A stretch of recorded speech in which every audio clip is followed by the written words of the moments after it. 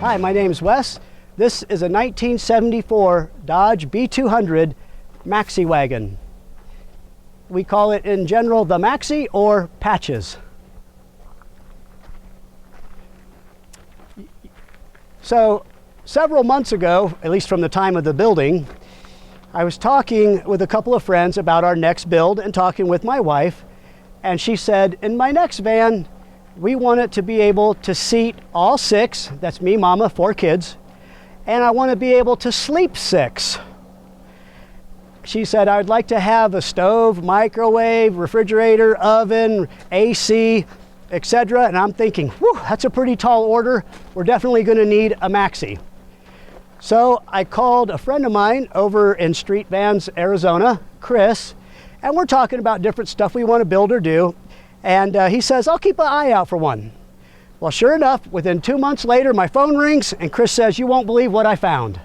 And I said, what's that? He said, I found you the 74 Maxi, 5-lug, Dutch doors on the side. And he says, you won't believe this, it already has a pop top. The van was completely gutted. Give this guy a call. So sure enough, I give the guy a call. I said, hey, what's the story on your van? And he says, well, the first 15 years or so of its life, it was up north. Parts of it was in the circus, pulling the zebras.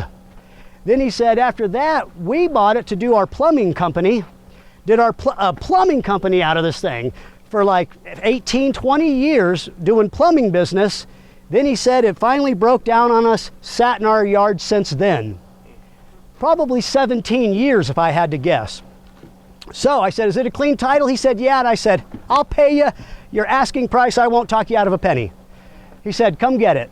So anyway, we went and got it. The first thing we did, clean out all the interior, and we pretty much start from scratch, do all the body work. If you could imagine, 50 years of dents, dings, and who knows what, hitting a deer, I don't know what all, but pull out all the dents, dings, start to clean it up. The back had no windows. It was an old, like maybe a bubble or a square window somebody had, decades ago. You would never get another window. So what I ended up doing was I was taking 80s vans and I would put the 80s is actually an 80s door. So you got the bigger window and a pop-out window. I took the same door and cut it off right here and I welded in the top of the door. Now that the top of the door is in there, you can now have your pop-out window as well. And the 80s windows went all the way to maybe 2003 or further. So you'll almost always have one for, another decade to come. And I'm looking through, I can see straight through. The other side has the same thing. Yeah, well, yeah. Yeah, you come around here, Very cool. Same thing. I yanked and did 80s doors. Some of you folks out there watching, this is the 80s tail light. However, it's not in the same spot. In the 1970s, this tail light's right about here.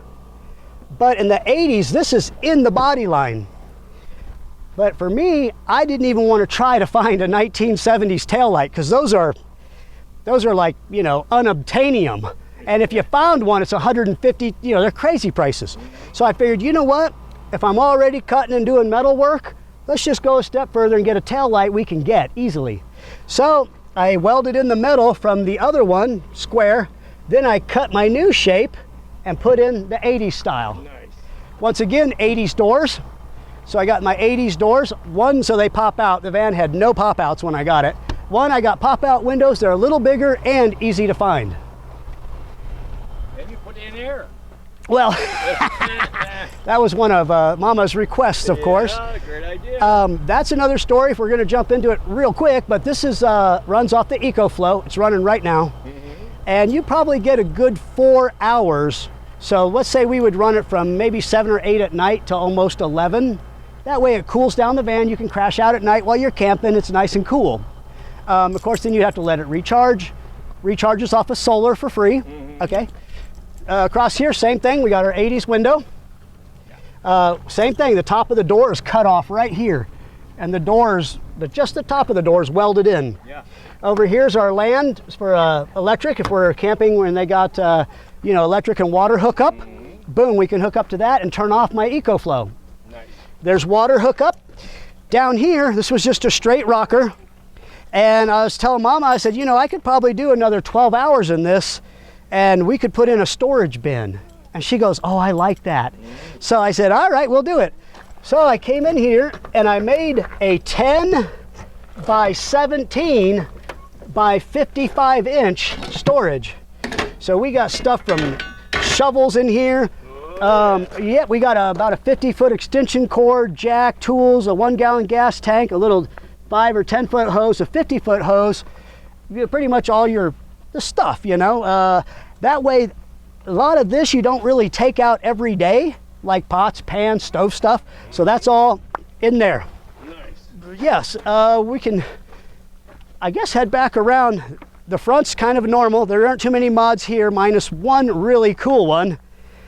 So I would say, when was the last time you saw a front leaf on a van? Yes, I said front leaf suspension. Oh.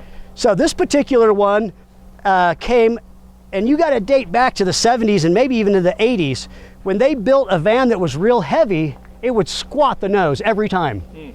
So what they had was a kit where you put in a mono leaf, and the mono leaf, the more you tighten it, the more it lifts it. And these were only on, I would say, RVs or maybe the Maxi, something really big. Yeah. Well, in my case, it came with the Maxi. Wow, that's nice. I lucked out. Yeah, you wouldn't even see that in the last 20 years. Yeah. Wow, that's cool. Yeah, well, let's move back to one more mod that's semi-cool. So to add for storage space, once again, me, Mama, 4 kids, we have to get storage space where you can. So I said, you know what, let's add a little sub-trunk in the back.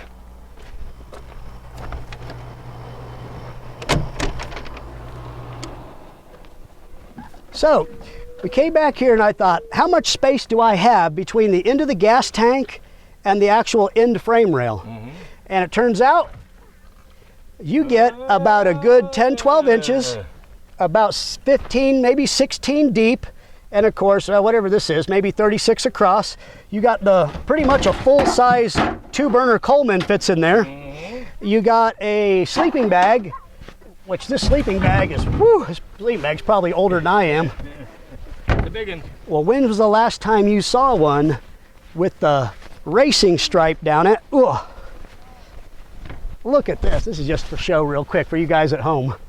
When's the last time you saw the sleeping bag, one that zips up, and 2, they had that old racing stripe on it back in the day. Of course, none of the new ones have that. They're all too fancy or worried about looks or something. But yes, how cool is that? In here, just real quick, the end of the solar system, EcoFlow, etc. Oh, that's okay. That's where you got it back here. Yes. Yeah. Okay, to finish some of the solar system talk, up here we have an eco-worthy 200-watt panel. This was actually a newer design where it could take solar from either side of it. We ended up putting that on top of the actual pop top. Through here we did our luggage racks. We did maybe 2 or 3 supports across the top, and as you can see, it can take 200 pounds and not even collapse, and the next 4 runners are obviously missing for the pop top. So we had to super reinforce this. You can put luggage, put whatever you want up here, and you're good to go. Load it up, take the family out, go vanning. Yep, wrapping all the little parts. We got the mini diamond tuck. We'll go around, we can hit some of the inside. Yeah, oh yeah. All right. Let's check her out. Yes, yes. So in here, I still had a tall order to fill with Mama. One, I got to get some things in, of course, a gentleman likes. So I got to get my rotating seat. We got the pop top. One step further with the gentleman that sold me this. He said, in all the years we had this Maxi, we never popped the top. Oh, wow. And he said, buying this van, I can't promise you pop it and it's a rat's nest.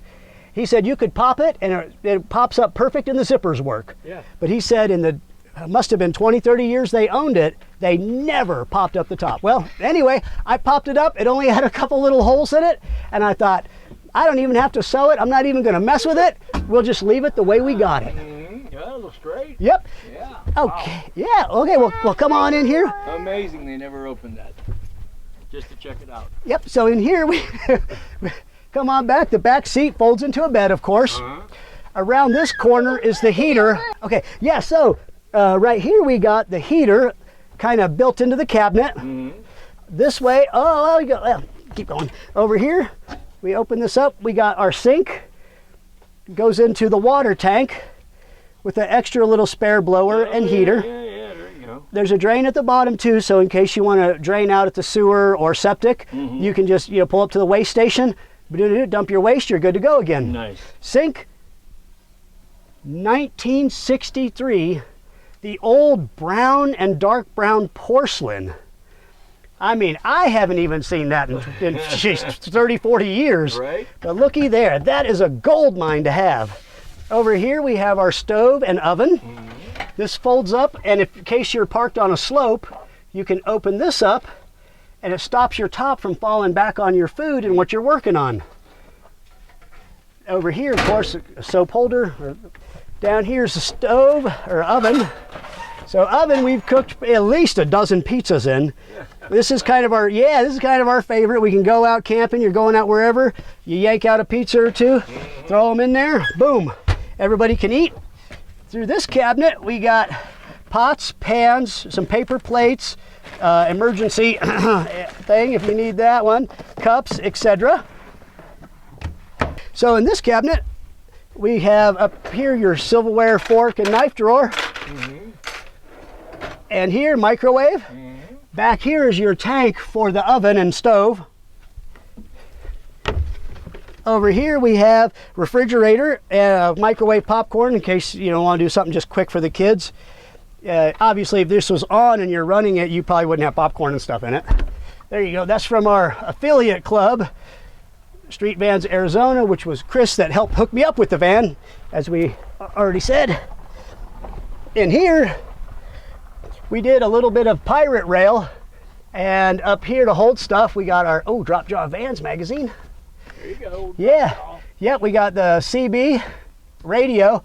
This van came with no electrical up here, no nothing. Oh. You gotta build the brackets, you gotta build the side little brackets, you gotta build everything to put something like that up there.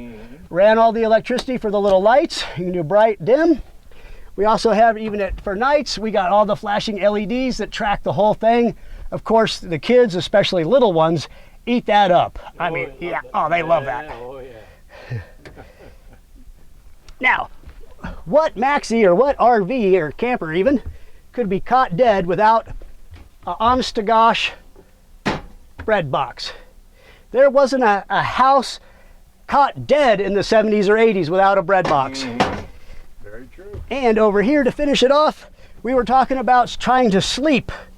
6, mommy, daddy, and 4 kids, right? Yep. Where's everybody going to sleep? Well, the kids can kick back and recline in style. Nice. So we have 2 of the seats reclined, this one here and this one. And even when they recline, they don't hit each other. So we can put a kid here, of course, me, mom, and a baby maybe in the back, and we still have the floor open. Actually, anybody could do that if they want to roll out the sleeping bag, jump right there on the floor, and you folks, you could just kick back and enjoy the view.